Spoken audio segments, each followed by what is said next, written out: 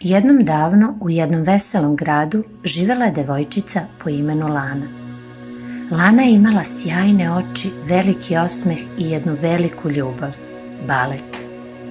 Svake nedelje oblačila je svoju roze suknjicu, vezivala mašnu u kosu i žurila na čas baleta. Najviše je volela da pleše uz muziku koja je zvučala kao šapat vetra i pesma ptica. Jednog dana učiteljica baleta pokazala je deci novi pokret.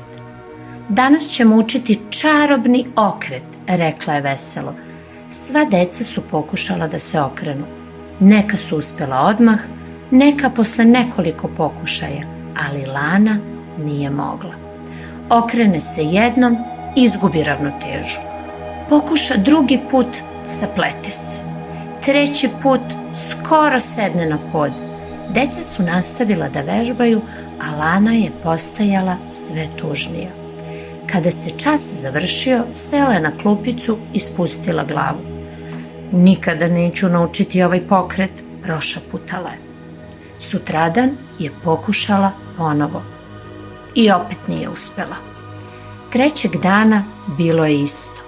Lana je bila toliko razočarana da je rekla svojoj mami: mislim da više ne želim da idem na balet. Mama je sela pored nje. Zašto, dušo? Zato što ne mogu da naučim čarobni okret. Sva druga deca mogu, a ja nikako. Mama ju je zagrlila. Znaš li kako raste veliki hrast? Što me sad to pitaš, reče Lana. Pa valjda iz žira. Tako je, ali ne postane veliko drvo za jedan dan. Potrebno je mnogo vremena, malo sunca, malo kiše i puno strpljenja. Lana je ćutala i razmišljala. Možda je i njenom okretu trebalo malo više vremena. Sledećeg dana otišla je na čas. Učiteljica je primetila da je Lana nešto zamišljena. Lana, šta se dešava? Učiteljice, ne mogu da naučim okret. Možda jednostavno ja nisam dovoljno dobra za balet. Učiteljica se nasmešila. Znaš li za jednu tajnu? Koju tajnu? Nijedan baletan nije naučio sve iz prvog pokušaja. Lana se iznenadila. Stvarno? Naravno, svaki pokret koji danas vidiš nastao je posle mnogo vežbanja, mnogo grešaka i pokušaja. To je Lani dalo malo hrabrosti. Duboko je udahnula. Pružila je ruke, savila kolena i pokušala ponovo. Nije uspela, ali ovog puta se nije naljutila. Samo je rekla: pokušat ću opet. Sledećeg dana okret joj je bio malo bolji. Dan nakon toga još bolji. A onda, jednog sunčanog jutra, dok je muzika tiho svirala, Lana je napravila savršen okret. Jedan krug, pa još jedan i ostala je čvrsto na nogama. Uspela sam, uzviknula je srećno.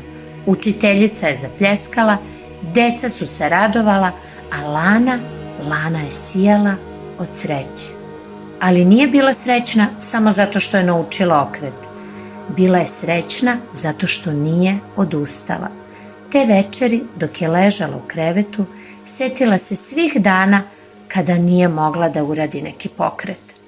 Da je tada odustala, nikada ne bi saznala koliko zapravo može. Nasmejala se i zatvorila oči. A negde, duboko u srcu, znala je jednu važnu stvar. Neke stvari ne naučimo odmah. Neke naučimo polako, korak po korak, pokušaj po pokušaj. I baš zato su na kraju tako posebne.